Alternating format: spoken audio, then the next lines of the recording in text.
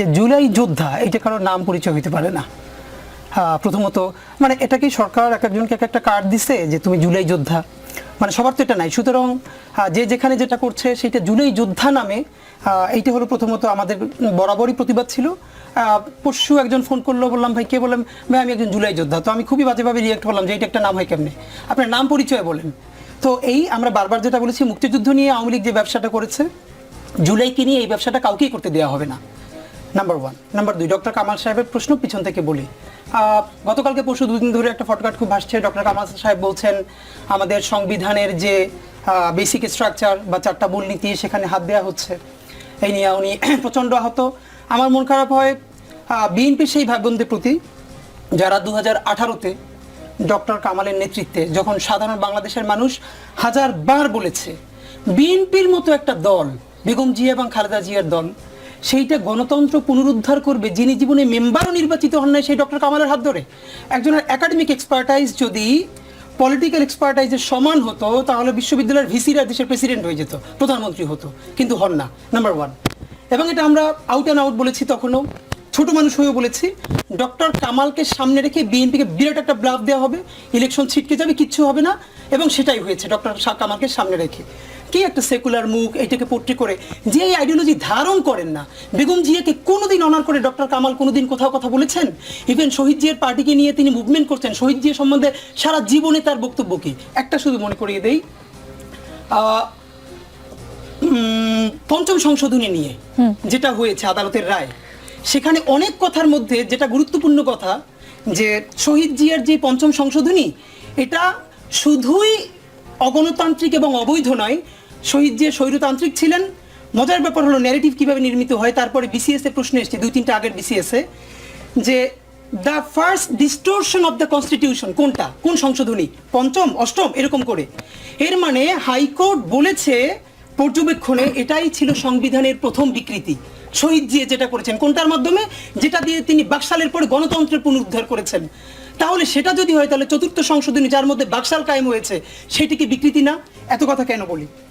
Doctor কামালরা বাংলাদেশে যেই সংবিধানটা দিয়েছেন, এই সংবিধান হাজারবার বলেছি, এখনো বলি, এটা কোনো মতেই বাংলাদেশের জনতার, আম জনতার, গণমানুষের সংবিধানের প্রতিফলন ঘটে নাই। প্রথমত এই ডিবেট অনেকক্ষণ করা যাবে, সেটা এখন যাব না। এই গণপরিষদের কোনো অথরিটি ছিল না বাংলাদেশের সংবিধান করবার। নাম্বার দুই, তারা এরপর একটা গণপরিষদ নির্বাচনও দেয় না সংবিধান করার জন্য। নাম্বার তিন, সেটার পরে তারা যখন একটা সংবিধান করেছে সেটার জন্য গণভোটও দেয় নাই। এমনকি 73-এ যে ভোট চুরির নির্বাচনটা করেছে তখন তো সেটা ইশতেহারে দেয় নাই। এত কথা কেন বলা? ডক্টর কামাল সাহেব এখন যখন প্রচণ্ড মন খারাপ নিয়ে বলেন যে সংবিধান পুনরুদ্ধার করতে হবে, তার উদ্দেশ্যে আপনাদের মাধ্যমে বলতে চাই, এখন একাডেমিকলি এটা প্রুভড হয়েছে যে এই সংবিধানের প্রিয়াম্বল পর্যন্ত ভারত থেকে লিখে দেওয়া হয়েছে। এটা ভারতের ডিপ্লোম্যাট তিনি স্বীকার করছেন যে আমরা এটা লিখেছি। সুতরাং ডক্টর কামালকে নিয়ে পুনরুদ্ধার এই প্রচেষ্টা করে হাদি, এইটা আসলে আজকে আমাদের টপিক। কিন্তু এবার আমি আপনার প্রশ্ন একটু, ভাইয়ের 3টে পয়েন্ট কি আমি আপনার উত্তর হয়ে যাবে। পিছন থেকে বললাম গ্রাফিতির ভাষা, এইখানে আমার বলবার আছে। তুষার ভাইকে আমি বলবো, তুষার ভাই যে কোনো কারণেই হয়তো ঢাকার যত রাস্তায় ঘুরেছেন, এমনটা হইতে পারে ভাই তো এলিট ঘরানার লোক, সুতরাং গুলশান বনানীতে ঘুরছেন। এইখানকার গ্রাফিতির ভাষাগুলো, বাংলাদেশে গ্রাফিতি নিয়ে সর্বপ্রথম কাজ করেছি আমরা ইনকিলাব মঞ্চ।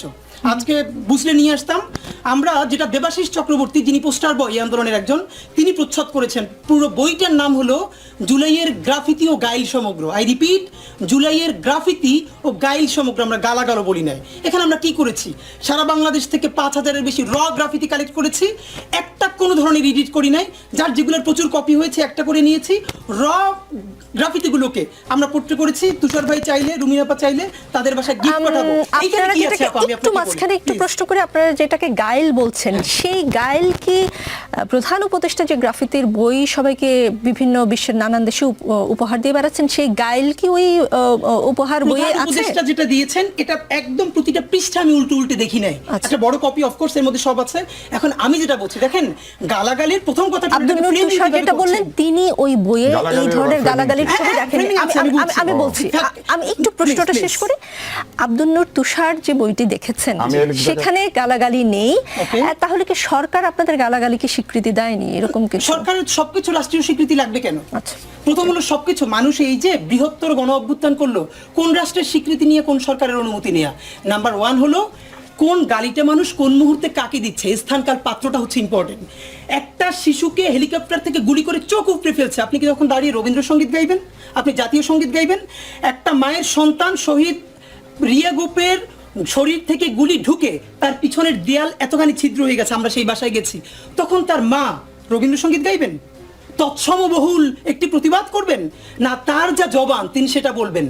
আমরা সেটাই রেখেছি। কিন্তু একজন গণহত্যাকারীকে যেই গালিটা দেয়া যায়, যে গালিটা দেয়া যায়, একজন অন্য মানুষকে সে গালিটা দেয়া যায় না। আমাদের কথা হলো সেটা। সেই গালি কি এখন ব্যবহার করা যায় 5ই আগস্টের পরে রাজনৈতিক প্রতিপক্ষের জন্য? না, দেওয়া যায় না। এটাই হলো আমাদের, যে এই গালিগালগুলো যারা গণহত্যাকারী তাদের বিরুদ্ধে মানুষ ব্যবহার করেছে, আবার যারা গণহত্যা করবে তাদের জন্য তুলে রাখতে হবে। এটা আর অন্য কাউকে দেওয়া যাবে। কিন্তু ব্যবহৃত তো হচ্ছে শরীফ ওসমান হাদি।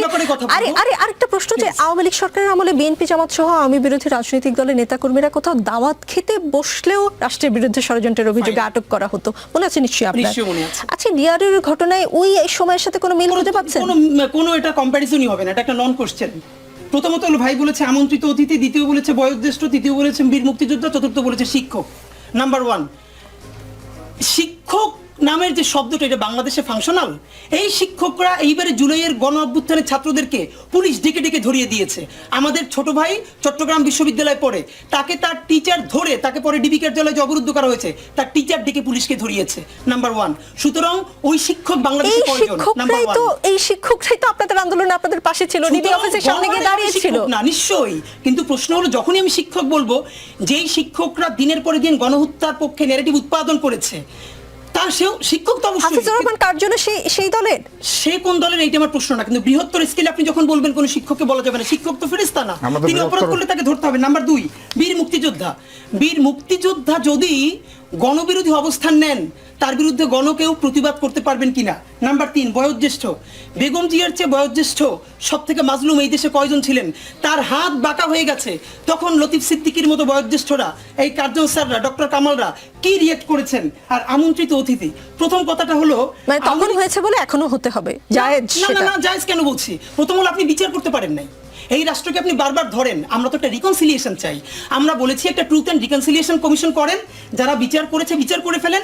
এই বিচারের মধ্যে যদি লতিফ সিদ্দিকী না থাকে, যদি অ্যাডভোকেট জিআই পান্না না থাকে, তাহলে তারা অফকোর্স তাদের মতো করে কাজ করবে। কিন্তু আপনি এইরকম দগদগে স্মৃতি, এখন পর্যন্ত একটা বিচার শুরু করতে পারেন নাই। এখানে ইন্ডিয়ান হ্যাজিমনি পুরোটা অ্যাক্টিভ আছে, এখানে এখনো কালচারাল সেই অ্যাক্টিভিস্টরা বিনম্র শ্রদ্ধা বলে আওয়ামী লীগ পুনর্বাসনের চেষ্টা করতে পারছে। তো এর মধ্যে আপনি এই বয়ান বলবেন? এই মানুষদের মুখে গত বিচারের কথা কোথায়? যে বিচার কয়টা হলো? শরীফ ওসমান হাদি, একটা কি বলবো, সংশয় বা একটা ধারণা আমি দেখতে পেলাম আজকে বিভিন্ন জনের সঙ্গে কথা বলে। দেশে মুক্তিযোদ্ধারা কথা বলতে গিয়ে হামলার শিকার হয়। ডিআরইউতে লতিফ সিদ্দিকীকে অবরুদ্ধ করার ঘটনায় এমন কথা বলার সুযোগ তৈরি করে দেওয়া হলো কিনা? এখন কথা হলো, এটা আপনি যদি নাও করেন, এটা যে কোনো না কোনোভাবে বলা হবে। প্রথম প্রশ্ন হলো, এই কোট আনকোট ধরে নেই যে যারাই সবার একদম সার্টিফাইড মুক্তিযোদ্ধা, ভেরি গুড, এই মুক্তিযোদ্ধারা 2014-তে আনকন্টেস্টেড এমপি হয়েছিলেন কিনা? এই মুক্তিযোদ্ধারা 18-তে দিনের ভোট ব্যালট রাতে ভরেছিলেন কিনা? 24-এ নির্বাচন হতে দেন নাই কিনা? মুক্তিযোদ্ধারা আছে না? তাহলে তখন কি মিডিয়া ফ্রেমিং করেছে যে 154টা আসনে নির্বাচন ছাড়া, প্রতিদ্বন্দ্বিতা ছাড়া এমপি হলেন 50 জন বীর মুক্তিযোদ্ধা? দিনের ব্যালট রাতে ভরে ফেলেছেন অমুক আসনের বীর মুক্তিযোদ্ধা। নোয়াখালীতে আমার এক বোন ধানের শীষে ভোট দেওয়ার অপরাধে 3 সন্তানের জননী, তাকে ধর্ষণ করা হয়েছে, সেখানেও যিনি ছিলেন এমপি, বীর মুক্তিযোদ্ধা। এগুলো আসলে কোন মাধ্যমে জানতে পেরেছেন? গণমাধ্যম, চলেন আপনার এখনই 10 মিনিট গণমাধ্যমের বরাতেই জানতে পেরেছেন হাদি। আপনি যদি বলেন যে গণমাধ্যম তখন এগুলো তুলে ধরেনি, সেটা আসলে গণমাধ্যমের প্রতি ঠিক জাস্টিফাইড না। কিন্তু আমি যেটা বলতে চাই, মূলধারা গণমাধ্যম বলতে যেটা ক্লাসিফাই করা হচ্ছে, মনে রাখতে হবে এখন মেইন স্ট্রিম কথাটাই এর মেইন স্ট্রিম না। এখন দুনিয়ায় অনেক মাধ্যম, প্রত্যেকটা মাধ্যম ইম্প্যাক্টফুল, সুতরাং বিকল্প গণমাধ্যমও কিন্তু তৈরি হচ্ছে, যার ফলে টেলিভিশনগুলো জনতার কাছে আসতে বাধ্য হয়েছে, নইলে আসতো না যদি বিকল্প গণমাধ্যম না থাকতো। আসসালামু আলাইকুম বন্ধুরা, সবাই কেমন আছেন? আশা করি ভালো আছেন। এই দেখুন বন্ধুরা, এই দেখুন, এটা হচ্ছে খেজুর, ঠিক আছে, এটা হচ্ছে জালি। এই জালি লাগাইছি যাতে কোনো পাখি মাখি না খাইতে পারে, এইখানে জালি লাগাইছি। দেখছেন, এটা প্রত্যেক গাছ আমি এভাবে জালি লাগাই। এই দেখুন বন্ধুরা, দেখছেন, এই দেখুন প্রতিটি গাছের মধ্যে আমরা জালি লাগাই। বন্ধুরা, এই দেখুন, দেখছেন, এই যে আমার প্রতিদিন আমি এই বাগান আইসা আপনাদের ঘরে সকালবেলা পানি দিই, এই বাগান আইসা পানি দিই, ঠিক আছে। দেখুন ঘুরে ঘুরে দেখাতেছি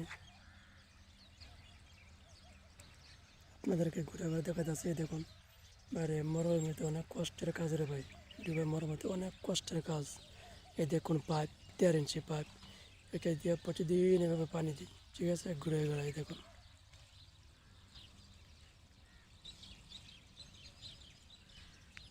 দেখছেন বন্ধুরা, এটা হচ্ছে হাঁস, দুম্বারা কাটতে খাওয়ান লাগে, দেখছেন। এই দেখুন কেমন মরুভূমি, দেখুন একটা, দেখছেন। এই দেখুন, না দেখলে বুঝতে পারবেন না, দেখুন, দেখছেন। কি ছোটো ছোটো বাগান দেখছেন বন্ধুরা, অনেক অনেক ছোটো ছোটো বাগান। এই বাগানে দিয়ে আমরা এই যে পানি দিই, এই যে পাইপ দেখছেন, এইভাবে পানি দিই। আসেন আপনাদেরকে ঘুরে ঘুরে দেখাই।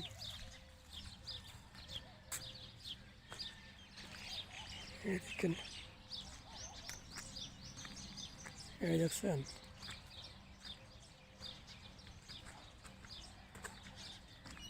এই দেখুন বন্ধুরা,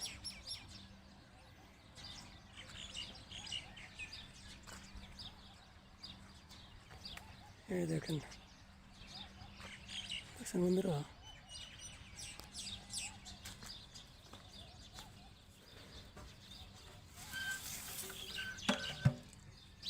দেখেন কি ছোটো ছোটো বাগান, দেখছেন, মাশাআল্লাহ কি কিস। দেখেন কি জালি লাগাই, প্রতিটি বাগানের মধ্যে আপনার জালি লাগাইছি। এই দেখুন, জালি না লাগাইলে খাইয়ালায়, পাখি খাইয়ালায়, সমস্যা, দেখছেন।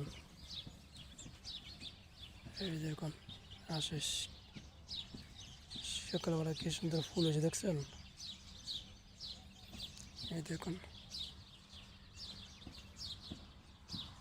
দেখছেন বন্ধুরা, এই দেখুন,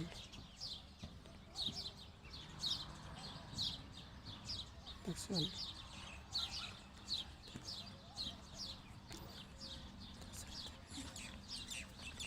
দেখুন বন্ধুরা, এই ছোটো বাগানে কি সুন্দর কেজেছে, দেখুন, দেখছেন কি ছোটো খেজুর কি হয়েছে। এই দেখুন,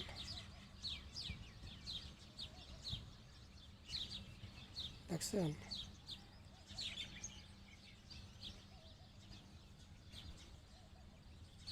অনেক সুন্দর না বন্ধুরা, এই দেখুন কি সুন্দর, মাশাআল্লাহ, দেখলে অনেক মনটা জুড়ে যায়। কষ্টের কাজ করে 4 মাস, যখন খেতে করার সময় দেখলে এগুলি অনেক ভালো লাগে, দেখছেন বন্ধুরা। এই দেখুন,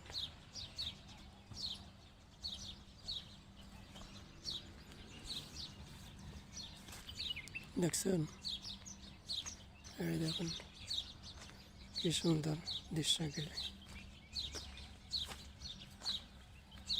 বাইরে একটা দৃশ্য দেখায় আপনাদেরকে। এই দেখুন,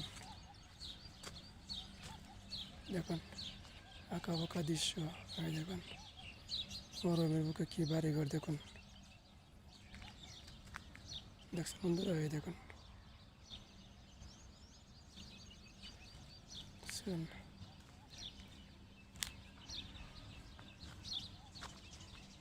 দেখছেন বন্ধুরা,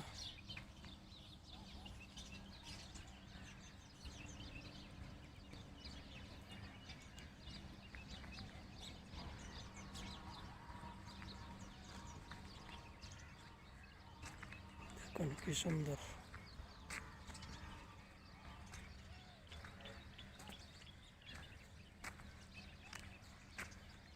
এত কিছু লাগতে পারে না, খেজুর এত মিষ্টি বন্ধুরা, বলার পরে। মিষ্টির কারণে আপনার ঘরে এই পাখি খাওয়া শুরু করে, দেখছেন এদিকে না